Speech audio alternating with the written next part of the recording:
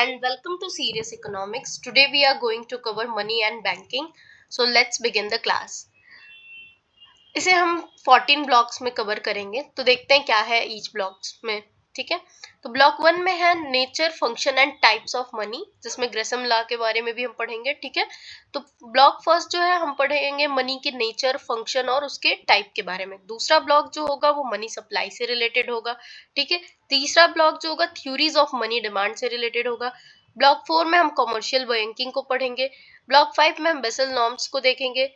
Block 6 जो होगा वो सेंट्रल बैंकिंग से रिलेटेड होगा. एंड ब्लॉक 7 जो होगा इंस्ट्रूमेंट ऑफ मॉनेटरी पॉलिसी के बारे में होगा.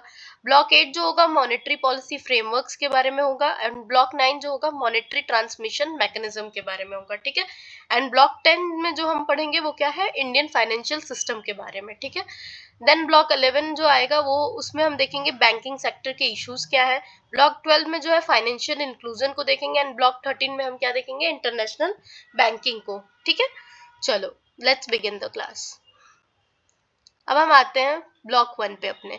ब्लॉक 1 हमारा क्या कह रहा है, nature, function and types of money के बारे में है ब्लॉक 1. ठीक है, तो ब्लॉक 1 में हम समझेंगे कि मनी क्या है, उसके फंक्शंस क्या है, और कौन कौन से टाइप को मनी और कौन कौन से टाइप ऑफ मनी होते हैं.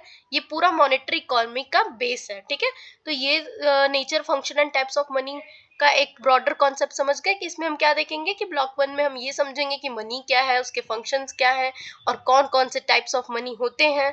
ये पूरे मॉनेटरी इकोनॉमिक्स का क्या है, एक तरह का बेस है. ठीक है, चलो तब स्टार्ट करते हैं.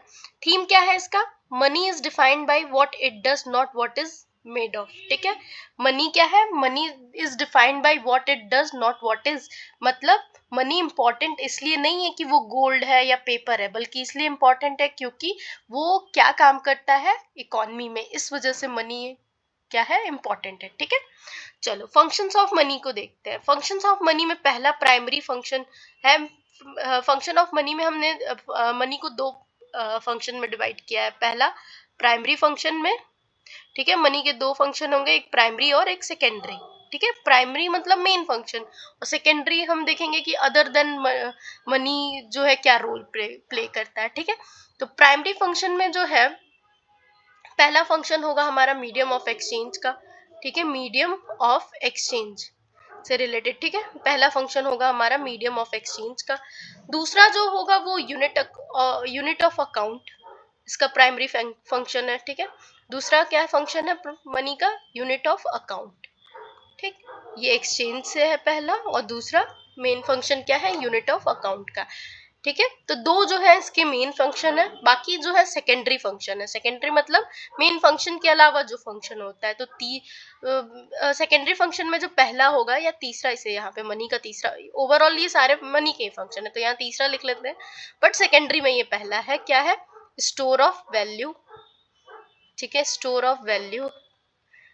एंड चौथा जो है मनी का फंक्शन वो क्या है, स्टैंडर्ड ऑफ डिफर्ड पेमेंट. ठीक है, स्टैंडर्ड ऑफ, ये जो हो गया तीसरा स्टोर ऑफ वैल्यू, चौथा जो है स्टैंडर्ड ऑफ डिफर्ड पेमेंट. ठीक है, तो अब समझते हैं प्राइमरी फंक्शन जो मनी की है वो क्या है, मीडियम ऑफ एक्सचेंज. ठीक है, मतलब कि मनी जो है वो एक्सचेंज को इजी बना देता है. ठीक है, जैसे कि जो प्रॉब्लम थी बार्टर सिस्टम में, क्या थी प्रॉब्लम बार्टर सिस्टम में, बार्टर सिस्टम में प्रॉब्लम थी डबल कोइंसिडेंस ऑफ वांट की प्रॉब्लम थी. ठीक है, डबल कोइंसिडेंस ऑफ वांट क्या था कि जो तुम चाहो वो सामने वाले के पास हो, प्लस जो उसे चाहिए वो तुम्हारे पास हो. ये बार्टर सिस्टम था, पर ये चीज जो है क्या करती थी, डबल कोइंसिडेंस ऑफ वांट की प्रॉब्लम क्रिएट करती थी कि ये होना जरूरी है दोनों के पास, जो चीज आपके पास हो और जो चीज उसको चाहिए उसके आपके पास हो. ठीक है, तो ये क्या क्रिएट कर रही थी, ट्रांजैक्शन इशू क्रिएट कर रही थी. ठीक है, तो ये मनी के आने के बाद क्या हुआ, ये सब कुछ इजी हो गया. ठीक है, इसीलिए हम मनी को क्या कंसिडर करते हैं, as a medium of exchange. ठीक है, ओके. सेकंड क्या हुआ मनी के आने से, मनी के आने से unit of account. Unit of account का मतलब कि मनी जो है, मनी सब गुड्स का वैल्यू मेजर करता है. ठीक है, मनी से क्या होता है, money provide a common measure of value, common measure provide करने लगा, इसीलिए हम लोग इसको बोलते हैं यूनिट ऑफ अकाउंट. ठीक है, मतलब विदाउट मनी जो है 1000 कंपैरिजन कर सकते हैं, विथ मनी से सिर्फ प्राइस रुपीज में मतलब कंपैरिजन हो सकता है, ठीक है। मतलब जितना आप दे रहे हो उसका एक मॉनेटरी वैल्यू है, ठीक है। इस वजह से मनी को हम कहते हैं यूनिट ऑफ अकाउंट, ठीक।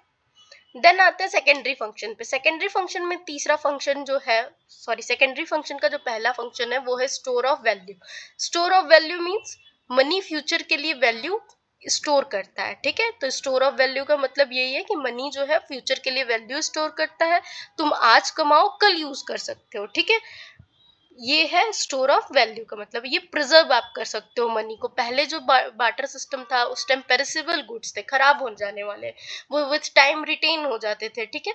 दैट्स वाई मनी जो है एक इंपॉर्टेंट रोल प्ले किया स्टोर ऑफ वैल्यू में भी, ठीक। देन हम देखते हैं standard of deferred payment, secondary function. जो स्टैंडर्ड ऑफ डिफर्ड पेमेंट है वो क्या है कि क्रेडिट सिस्टम पॉसिबल होता है मनी से, ठीक है। मनी क्या करती है, इनेबल करती है क्रेडिट ट्रांजैक्शन, ठीक है। मींस कि लोन, ईएमआई सब मनी टर्म्स में अब होता है, ठीक है। तो इस वजह से मनी का जो इनडायरेक्ट जो अफेक्ट है वो क्या है, या फंक्शन है स्टैंडर्ड ऑफ डिफर्ड पेमेंट भी, ठीक। ओके, अब हम तीसरा और देखते हैं। हमने प्राइमरी और सेकेंडरी फंक्शन तो देखा, तीसरा जो हम फंक्शन एक और देखेंगे वो है कंटीजेंट फंक्शन, ठीक है। कंटीजेंट फंक्शन ये रहा। कंटीजेंट फंक्शन में क्या देखेंगे कि कंटीजेंट फंक्शन में ट्रांसफर ऑफ वैल्यू का काम भी करता है मनी, ठीक है। तो इसको हम कंटीजेंट फंक्शन में ऐड करते हैं। ट्रांसफर ऑफ वैल्यू मतलब मनी क्या करता है, money facilitate transfer of wealth across space and time, ठीक है। दूसरा इसका है कि नेशनल इनकम का डिस्ट्रीब्यूशन, मतलब डिस्ट्रीब्यूशन ऑफ नेशनल इनकम में काम आता है। Factor payment in money terms, ठीक है। एंड बेसिस ऑफ क्रेडिट है, ठीक है। बैंकिंग एंड फाइनेंशियल सिस्टम जो है किस पे बिल्ट होता है, मनी पे, ठीक। चलो, पूरा बैंकिंग सिस्टम किस पे है, मनी पर डिपेंड करता है। अब हम बात करते हैं फंक्शन ऑफ मनी के बाद टाइप्स ऑफ मनी की। तो टाइप्स ऑफ मनी में जो है कितने टाइप की मनी है, तो कमोडिटी मनी हो गई, फिएट मनी हो गई, क्रेडिट मनी हो गई, नियर मनी हो गई, इलेक्ट्रॉनिक मनी हो गई। डिफरेंट डिफरेंट टाइप की मनी जो है विद टाइम इवॉल्व भी होती रहती है, ठीक है। मनी क्या है, एग्जिस्ट इन मेनी फॉर्म्स, ठीक। या तो गोल्ड के फॉर्म में है, पेपर करेंसी के फॉर्म में है, ठीक है, डिपॉजिट्स के फॉर्म में है, लिक्विड एसेट्स के फॉर्म में है, ठीक है। तो चलो देखते हैं क्या है कमोडिटी मनी। किसे कहते हैं कमोडिटी मनी, मतलब कमोडिटी मनी जिसमें इंट्रिंसिक वैल्यू होती है, ठीक है, has intrinsic value equal to its face value, ठीक है। जैसे कि गोल्ड और सिल्वर को जितनी उनकी मतलब बनने की या निकालने की कॉस्टिंग है उतनी ही उनकी जो है मतलब बेचने पे भी कॉस्ट निकलती है, ठीक है। तो इंट्रिंसिक वैल्यू होती है इनकी, जिसमें इंट्रिंसिक वैल्यू है उनके इक्वल फेस वैल्यू के, जितना उनको बनने में लगा है उसके इक्वल उनको उनकी जो है मार्केट में क्या कहते हैं, डिमांड है, ठीक है। अब बात करते हैं फिएट मनी की। फिएट मनी क्या है, इसकी नो इंट्रिंसिक वैल्यू है, ठीक है। मतलब गवर्नमेंट जो है इसको डिक्लेयर करती है। जैसे कि पेपर मनी जिसका खुद का कोई वैल्यू नहीं है, अगर गवर्नमेंट प्लस मतलब ट्रस्ट ना हो गवर्नमेंट पे, या गवर्नमेंट अथॉरिटी का उस पे साइन ना हो, जो पेपर मनी है, देखो 500 का नोट है, अगर इस पे गवर्नमेंट हमारी अप्रूव ना करे, कोई एक्सेप्ट ना करे, तो ये क्या है, ये पेपर है, प्लस वैल्यू इसकी क्या है, इसको सेल करने पे इस पेपर को क्या मिलेगा, कुछ नहीं, ठीक है। तो इसे कहते हैं fiat money. Fiat money has no intrinsic value, okay. इसके बाद देखते हैं क्रेडिट मनी को, ठीक है। क्रेडिट मनी क्या होता है, credit money claims against bank, ठीक है, जैसे कि डिमांड डिपॉजिट, चेक अकाउंट्स, ठीक। बैंक डिपॉजिट या चेक्स जो है, मतलब बैंक्स जो है लोन देकर मनी क्रिएट करते हैं, इसे कहते हैं क्रेडिट मनी, ठीक है। नियर मनी के बारे में बात करते हैं। तो नियर मनी क्या है, जैसे कि एफडी हुआ, बॉन्ड्स हुआ, ट्रेजरी बिल हुआ, ये सब क्या है, नियर मनी है, ठीक है। जिसमें डायरेक्ट पेमेंट नहीं कर सकते हैं बट इजिली कन्वर्ट हो जाता है ये मनी में, ठीक है, इसे कहते हैं नियर मनी। फिर बात करते हैं इलेक्ट्रॉनिक मनी की। इलेक्ट्रॉनिक मनी का मतलब क्या है, इलेक्ट्रॉनिक मतलब डिजिटल पेमेंट इंस्ट्रूमेंट है, ठीक है। मतलब जैसे कि यूपीआई, वॉलेट, सीबीडीसी, ये मॉडर्न जो डिजिटल फॉर्म ऑफ मनी है, इसे हम कहते हैं इलेक्ट्रॉनिक मनी, ठीक है। अच्छा, अब हम बात करते हैं एक गुरले शाह ने क्या कहा था। Gurley Shaw argued that near money from NBFIs competes with bank money, ठीक है। एनबीएफआई की जो नियर मनी है, ठीक है, वो क्या करती है, कम्पीट करती है बैंक मनी से, ठीक है। और ये क्या करता है, अफेक्ट करता है मॉनेटरी पॉलिसी को, ठीक। तो गुरले शाह का ये है, मतलब उन्होंने बोला था कि जो बैंकिंग है वो भी तो वो जो है मनी तो क्रिएट करता ही है, बट अदर देन दैट जो एनबीएफआई है, अदर जो है सेक्टर्स, वो भी जो है मनी क्रिएट करते हैं। वो क्या करता है, अफेक्ट करते हैं मॉनेटरी पॉलिसी को। ठीक, चलो अब हम बात करते हैं क्वालिटीज ऑफ गुड मनी। तो बेसिक है, गुड मनी जो है मस्ट बी कैसी होनी चाहिए, पोर्टेबल होनी चाहिए, ड्यूरेबल होनी चाहिए, डिविजिबल होनी चाहिए, होमोजीनियस होनी चाहिए और रिकॉग्निजेबल होनी चाहिए। ठीक है, और उसकी वैल्यू जो है स्टेबल होनी चाहिए एंड स्कार्स होनी चाहिए। ठीक है, मतलब कि पोर्टेबल मतलब इजी टू कैरी हो, ड्यूरेबल मतलब जल्दी खराब ना हो, डिविजिबल मतलब स्मॉल यूनिट में पॉसिबल हो। ठीक है, और होमोजीनियस हो मतलब सेम वैल्यू हो, रिकॉग्नाइजेबल मतलब फेक ना हो, स्टेबल वैल्यू मतलब इन्फ्लेशन लो हो, स्कार्स मतलब लिमिटेड सप्लाई हो उसकी। ठीक है, तो good money equal to easy, stable and trustworthy, that's it. चलो नेक्स्ट अब हम देखते हैं ग्रेशम लॉ के बारे में। ठीक है, ग्रेशम्स लॉ क्या कहता है, ग्रेशम्स लॉ कहता है कि bad money drives out good money. याद रखना, यही कोर है इसका, इस लॉ में यही है कि बैड मनी क्या करती है, ड्राइव्स आउट गुड मनी। ठीक है, अगर इकोनॉमी में दो टाइप के मनी सर्कुलेट कर रहे हैं, जैसे कि एक गुड मनी और दूसरा बैड मनी। ठीक है, तो गुड मनी मतलब जिसकी हाई इंट्रिंसिक वैल्यू है और बैड मनी मतलब जिसकी लो इंट्रिंसिक वैल्यू है। ठीक है, तो लोग क्या करेंगे, गुड मनी को स्टोर करेंगे और बैड मनी को स्पेंड करेंगे। ठीक है, इसके रिजल्ट क्या होगा कि मार्केट में सिर्फ बैड मनी ही सर्कुलेट करेगा। ठीक है, जैसे गोल्ड कॉइन वर्सेस डीबेस्ड कॉइन। ठीक है, तो लोग क्या करेंगे, गोल्ड कॉइन सेव करेंगे और चीप कॉइन, जो चीप कॉइन मतलब 1 रुपए का सिक्का और ये हुआ, इसको क्या करेंगे, यूज करेंगे। ठीक है, क्या, और एक रिवर्स केस भी है कि good money drives out bad money. जब लीगल फोर्स नहीं होता है तो क्या होता है, good money drives out bad money. But Gresham law के केस में याद रखना, bad money drives out good money. ठीक है, चलो तो अब ये ब्लॉक 1 जो है वो हमारा खत्म हो गया। इसमें reverse Gresham law, okay, reverse Gresham law क्या है, जो कि जिसे हम थियर्स लॉ भी कहते हैं। तो देखो, ग्रेसम लॉ तो ये है कि बैड मनी क्या करती है कि गुड मनी को बाहर कर देती है। ठीक है, क्योंकि हम बैड मनी ही स्पेंड करते हैं। लेकिन जो रिवर्स ग्रेसम लॉ है वो क्या करती है कि गुड मनी जो है क्या कर रही है, गुड मनी डिस्प्लेसेस बैड। ठीक है, good money drives out bad money. ठीक है, ये क्या है, रिवर्स ग्रेसम लॉ है। ठीक है, when legal tender laws are not enforce, better money can win. ठीक है, लीगल लॉज ना हो तो बेटर मनी जो है वही जीतेगी। ठीक है, तो थॉमस ग्रेसम जो 1571 में फाइनेंशियल एडवाइजर थे क्वीन एलिजाबेथ फर्स्ट के, और उन्होंने ऑब्जर्व किया कि जो डीवेस्ट क्वाइन है, मतलब जो लेस सिल्वर कंटेंट वाले क्वाइन है, वो जो है full circulated alongside full weight coin at same official exchange rate, people would hoard the full weight coin and spend the debased one। ठीक है, मतलब बस वही जो हमने पूरी थ्योरी पढ़ी कि बैड मनी जो है ड्राइव्स आउट गुड मनी, और वो जो है Thomas Gresham Queen Elizabeth first के पास जब वो financial adviser, as a financial adviser काम कर रहे थे, तब ये चीज नोटिस करते हैं और ये थ्योरी देते हैं। और उन्होंने फिर रिवर्स ग्रेशम लॉ भी दिया, जिसमें क्या बात हो रही है कि गुड मनी जो है डिस्प्लेस कर देती है बैड मनी को। ठीक है, ओके, नेक्स्ट देखते हैं। तो ब्लॉक 1 जो है हमारा अब खत्म हो चुका है। तो ब्लॉक 1 का जो फुल समरी अगर हम समझे तो क्या पढ़ा हमने कि सो हम लोग ब्लॉक 1 में हमने क्या बातें की कि मनी क्या करता है, कैसे काम करता है, कौन से फॉर्म में एग्जिस्ट करता है, ये सब जो है आगे जाके क्या करेंगे, मॉनेटरी थ्योरीज का बेस बनेंगे। ठीक है, मनी इज, और एट एंड हमने क्या समझा कि money is not what it is made of, money is क्या, व्हाट इट डज। ठीक है, जो वो किस लिए जो वो काम करता है उस लिए जो है मनी को मनी कहते हैं। ठीक है, या कह लो मनी को इम्पोर्टेंस दिया जाता है। ठीक है, अब बात करते हैं ब्लॉक 2 की। ब्लॉक 2 क्या है, money supply, high powered money and money multiplier. ठीक है, तो इसका थीम क्या है ब्लॉक 2 का, तो ब्लॉक 2 में हम समझेंगे कि इकोनॉमी जो है मनी सप्लाई कैसे क्रिएट होती है इकोनॉमी में, और आरबीआई उसको कैसे कंट्रोल करता है। ठीक है, चलो तो देखते हैं। पहला है हाई पावर्ड मनी, जिसे मॉनेटरी बेस भी कहते हैं। हाई पावर्ड मनी मतलब सी प्लस आर, करेंसी जो सर्कुलेशन में है, plus reserve of bank with RBI. ठीक है, सी प्लस आर। तो हाई पावर्ड मनी क्या होती है, सी प्लस आर मतलब currency with public, and R मतलब बैंक रिजर्व।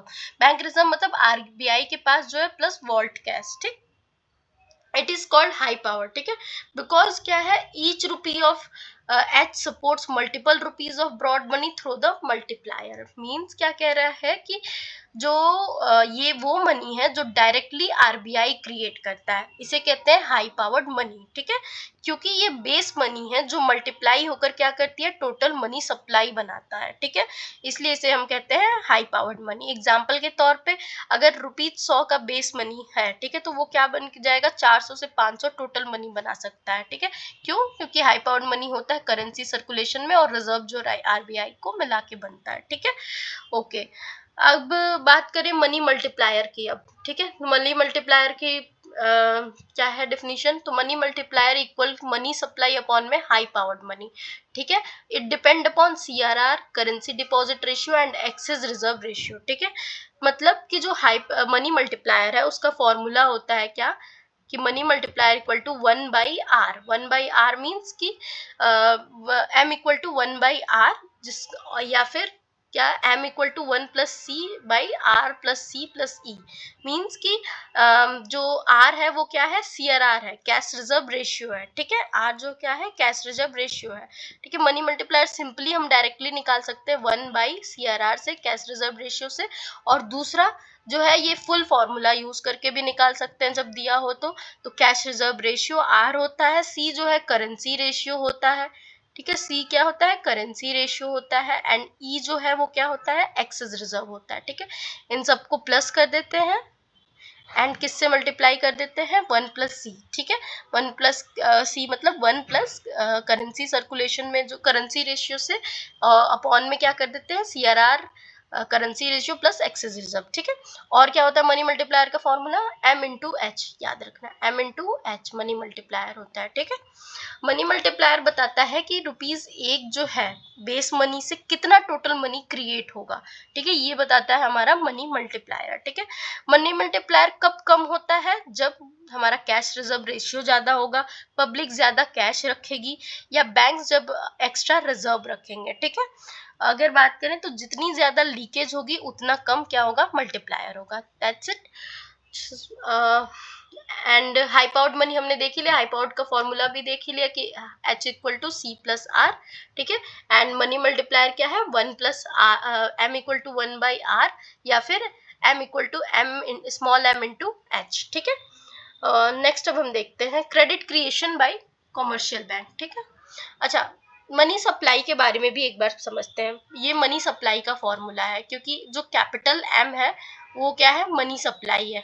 ठीक है, कैपिटल M क्या है, मनी सप्लाई है, एंड जो स्मॉल m है ये मल्टीप्लायर को रिप्रेजेंट कर रहा है, money multiplier C money multiplier को रिप्रेजेंट कर रहा है इनटू हाई पावर्ड मनी। तो देखो, हमने अब तक मनी मल्टीप्लायर समझा, हाई पावर्ड मनी समझा, अब हम समझते हैं मनी सप्लाई क्या है। तो मनी सप्लाई जो होता है वो किसके इक्वल होता है, multiplier into high powered money के इक्वल होता है। ठीक है, मतलब टोटल मनी सप्लाई किस पे डिपेंड करती है, आरबीआई के बेस मनी पे और बैंकिंग सिस्टम के मल्टीप्लायर पे। ठीक है, आरबीआई बेस बनाता है और बैंक उसको क्या करती है, मल्टीप्लाई करते हैं। That is all related. ठीक है, चलो अब हम बात करते हैं credit creation by commercial bank की। तो फॉर्मूला क्या है कि total credit equal to initial deposit upon में CRR। ठीक है, ये जो है हमारा फॉर्मूला है credit creation by commercial bank. ठीक है, या फिर इस तरह भी कह सकते हो कि इनिशियल डिपॉजिट अपॉन में 1/CRR। ठीक है, इनिशियल डिपॉजिट में आप मल्टीप्लाई कर दो 1/CRR, ये भी क्या है, टोटल क्रेडिट का ही फॉर्मूला है।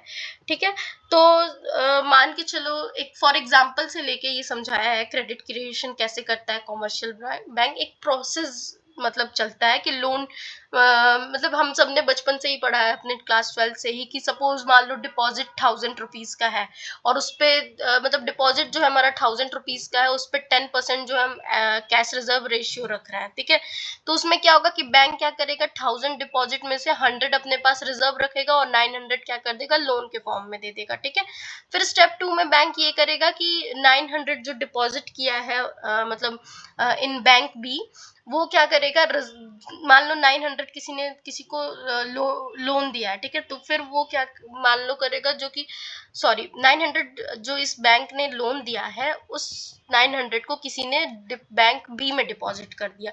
बैंक बी क्या करेगा कि 90 रुपीज रखेगा एंड बाकी लेंड कर देगा। तो ये एक प्रोसेस है, प्रोसेस चलते चलते क्या होगा कि आप जो 1000 रुपए डिपॉजिट किए थे, ठीक है, मनी जो 1000 रुपए था वो क्या हो गया, टोटल टोटल कितना क्रिएट हो गया, 9000, ठीक है। तो ये जो है क्रिएशन का एक प्रोसेस चलता रहता है, ठीक है। और loan create deposit, deposit create more loan, ठीक। बस एक सिंपल सा क्रक्स यही है कि loan create deposit, deposit create more loan. Limitation क्या है क्रेडिट क्रिएशन का, पहला है कैश विड्रॉल। कैश विड्रॉल मतलब कैश पूरा आप ड्रेन कर लोगे तो कैसे वो लोन देगा और कैसे उसका मनी क्रिएट हो पाएगा। फिर सीआरआर एंड एसएलआर की रेस्ट्रिक्शन, लोन डिमांड जो है कम हो अगर तब प्रॉब्लम आती है क्रेडिट क्रिएशन में। एंड रिस्क मतलब बैंक जो है कॉशियस हो जाए तब जो है प्रॉब्लम आती है क्रेडिट क्रिएट करने में, ठीक है। अब बात करते हैं आरबीआई की money supply major M0 to M4 तक, ठीक है। तो देखते हैं आरबीआई पब्लिश करता है क्या, मल्टीपल मनी सप्लाई मेजर्स, ठीक है, reflecting different degree of liquidity. तो आरबीआई जो है मल्टीपल मनी मेजर्स रिफ्लेक्ट करता है, जिस जो क्या रिफ्लेक्ट करते हैं, सॉरी मनी सप्लाई मेजर्स निकालता है जो कि क्या रिफ्लेक्ट करते हैं, डिग्री ऑफ लिक्विडिटी कितनी है, ठीक है। M3 जो है most commonly used policy indicator है, ठीक है।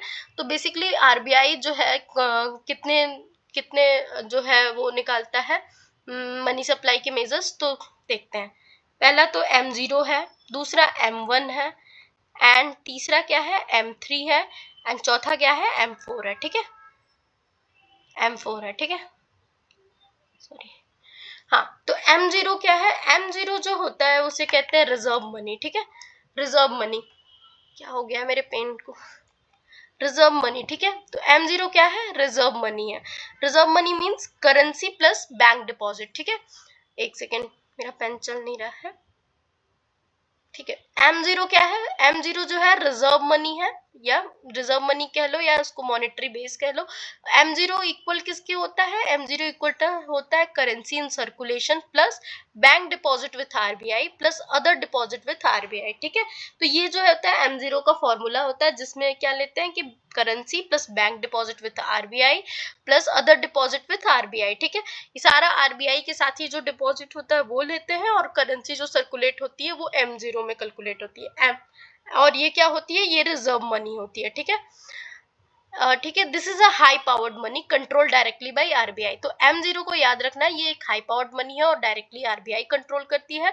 इसी को जो आरबीआई के पास रिजर्व मनी होता है यही होता है। क्या क्या उसको किस तरह से कैलकुलेट करता है आरबीआई अपना रिजर्व मनी, तो करेंसी जो उसकी सर्कुलेट हो रही है और बैंकर्स के पास जो बैंकर्स ने जो डिपॉजिट रखा है आरबीआई के पास, और अदर जो आरबीआई की डिपॉजिट होती है उसको कैलकुलेट करके वो अपना रिजर्व मनी बनाती है, ठीक। M1 की बात करते हैं जो कि है नैरो मनी, ठीक है। नैरो मनी मतलब कि करेंसी विथ पब्लिक जो होता है plus demand deposit with banks plus other deposit with RBI, ठीक है। तो M1 जो एक नैरो मनी है जो करेंसी पब्लिक के पास है और जो डिमांड डिपॉजिट बैंक्स के पास है, ठीक है। और जो आरबीआई के पास डिपॉजिट है, इन सबको मिला के बनता है हमारा M1 जो कि नैरो मनी है, ठीक है। M2 की बात करें तो M1 plus post office saving इसे कहते हैं, ठीक है।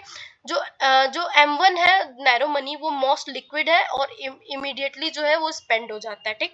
M2 की बात करें तो वो M1 plus saving deposit with post office and saving banks. तो मतलब जो M1 में जो जो चीजें इंक्लूडेड थी, मतलब नैरो मनी में जो जो चीजें इंक्लूडेड थी कि जो पब्लिक के साथ करेंसी है, डिपॉजिट जो बैंक के साथ डिपॉजिट है, चाहे आरबीआई के साथ डिपॉजिट है, वो तो रखेंगे ही M2 में।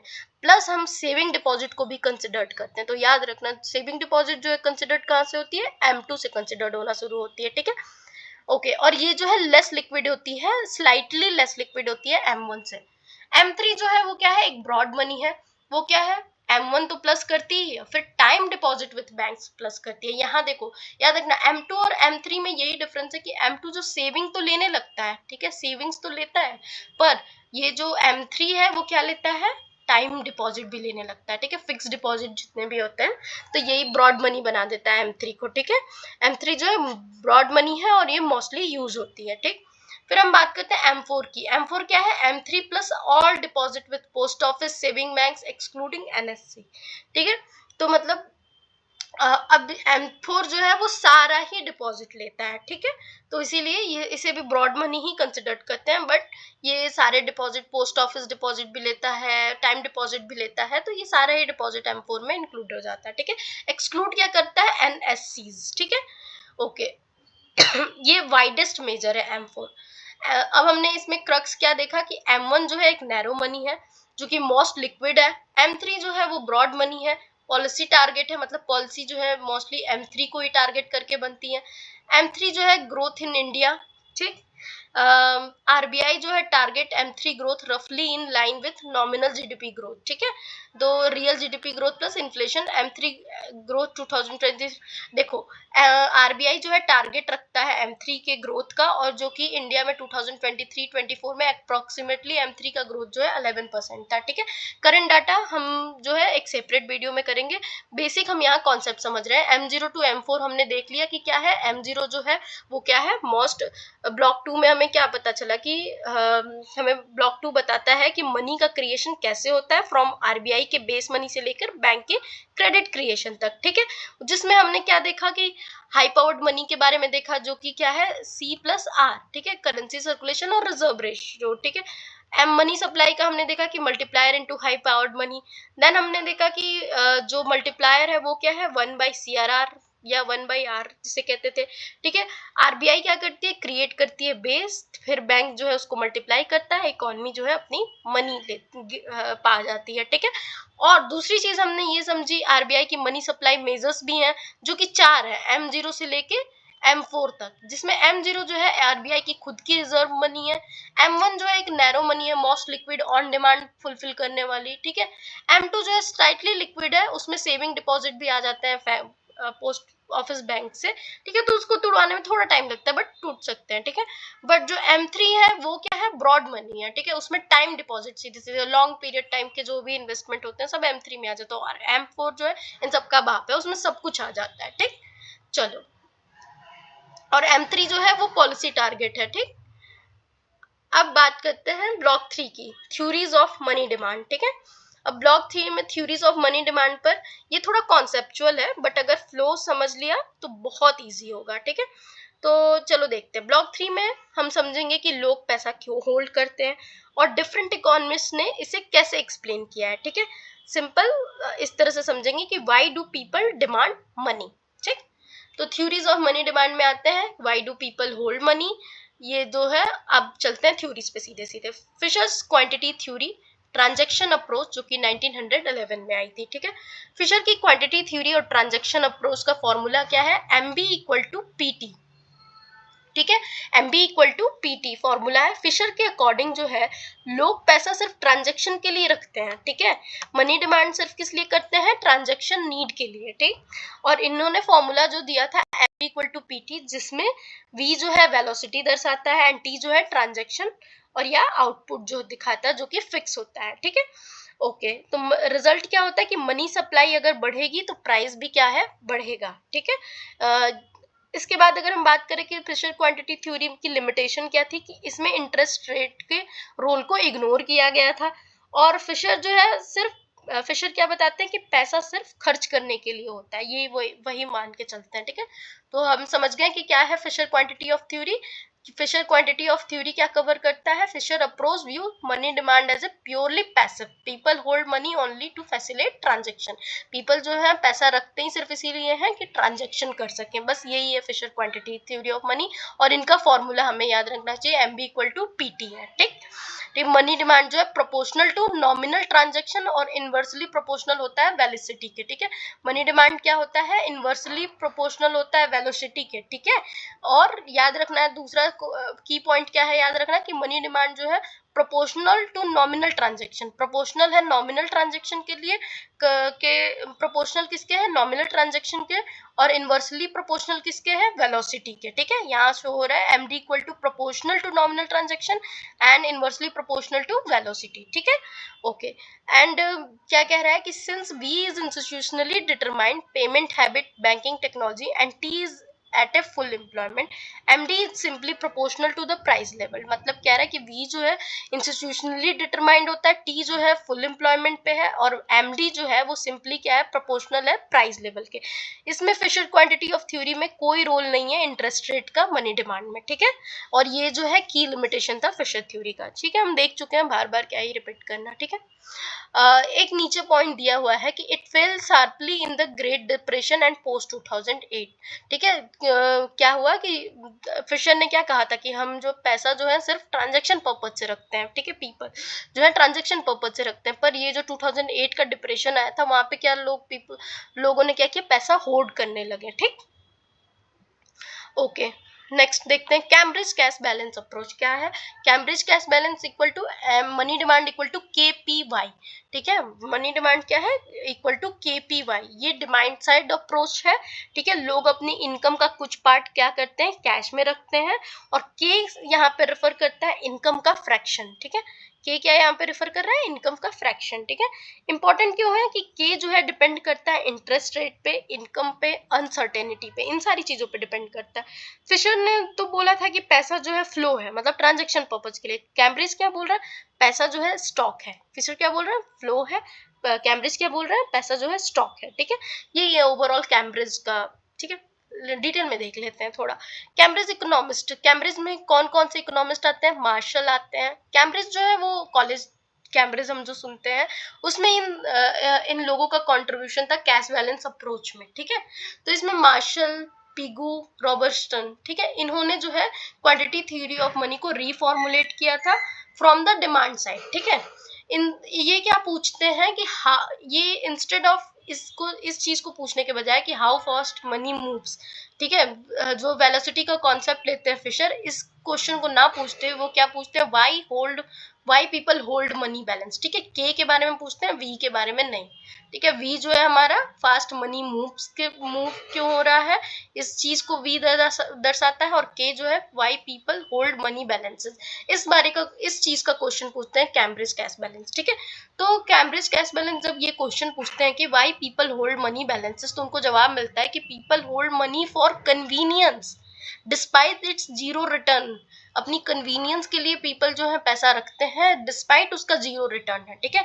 Because transactions need to be finance, जो ट्रांजेक्शन है वो कहीं से तो फाइनेंस होंगी, और अनसर्टेनिटी मतलब जो प्रिकॉशनरी मोटिव है उनका, इस वजह से जो है पीपल क्या करते हैं, मनी को होल्ड करते हैं, ठीक है। ओके, द फ्रैक्शन के hold depend upon interest rate. जो के है कैम्ब्रिज कैश बैलेंस का जो के है वो किस पे डिपेंड करता है, इंटरेस्ट रेट पे, ठीक है। हायर अगर आर होगा तो होल्डिंग मनी जो होगी मोर कॉस्टली होगी, और जो के होगा वो क्या होगा, फॉल हो जाएगा, ठीक है। एक्सपेक्टेड इन्फ्लेशन की बात करते हैं। एक्सपेक्टेड इन्फ्लेशन मतलब makes money less valuable to hold. और देखो बेसिकली यहाँ पे हम बात कर रहे हैं कैम्ब्रिज के बारे में। जो के क्या दर्शाता है, कैम्ब्रिज का इनकम का फ्रैक्शन। तो कह रहा है कि इनकम का फ्रैक्शन जो इनकम का है वो जब वो इंटरेस्ट रेट अगर क्या है, इंटरेस्ट रेट अगर हाइयर अगर आर है तो होल्डिंग क्या हो जाता है, कॉस्टली हो जाता है, जिसकी वजह से जो हमारा फ्रैक्शन ऑफ मनी, जो इनकम फ्रैक्शन है वो डिक्रीज फॉल हो जाता है, ठीक है। तो के कब कब फॉल होता है, जब हाइयर आर हो तो हमारा के फॉल हो जाता है। एक्सपेक्टेड इन्फ्लेशन अगर हम एक्सपेक्टेड रहे, मतलब उससे क्या होता है कि मनी को लेस वैल्यूएबल बना देता है, और जो क्या होता है उसकी वजह से जो इनकम फ्रैक्शन जो है वो क्या है, फॉल हो जाती है, ठीक है। तो के जो है दो कंडीशन में हमने फॉल होते हुए देखा। तीसरा कह रहा है इनकम, मतलब wealthier people hold more money, ठीक है। जो वेल्दियर पीपल हैं वो क्या करते हैं, ज्यादा मनी होल्ड करते हैं। एंड अनसर्टेनिटी मतलब प्रिकॉशनरी डिमांड की वजह से जो है इनकम फ्रैक्शन राइज होता है। ये तो बेसिक है कि भाई हम प्रिकॉशनरी, हमारा कोई डर ही होता है जो हमें मनी को होल्ड करने में एज मच एज जो है वो मतलब मोटिवेट करता है, ठीक है। इक्विलिब्रियम कह रहा है कि KPY इक्वल टू M जब होगा, ठीक है, तो ये डिटरमाइन करता है प्राइस लेवल को। कैम्ब्रिज अप्रोच क्या करता है, एक ओपन करता है ड्रोर किस चीज के लिए, इंटरेस्ट सेंसिटिव मनी डिमांड के लिए, ठीक है। और इसी में जो है कीन्स का नेक्स्ट स्टेप आता है, और वो जो है प्रोवाइड करते हैं behavioural foundation of quantity theory of money rather than Fisher's mechanical approach, ठीक है। कैम्ब्रिज के अप्रोच की वजह से ही जो है इंटरेस्ट सेंसिटिव मनी डिमांड का पता चल, मतलब एक अप्रोच सामने आता है जिसको कीन्स जो है आगे बढ़ाते हैं। तो चलो हम देखते हैं कीन्स की क्या है। कीन्स जो है लिक्विडिटी प्रेफरेंस थ्योरी देते हैं 1936 में, ठीक है। कीन्स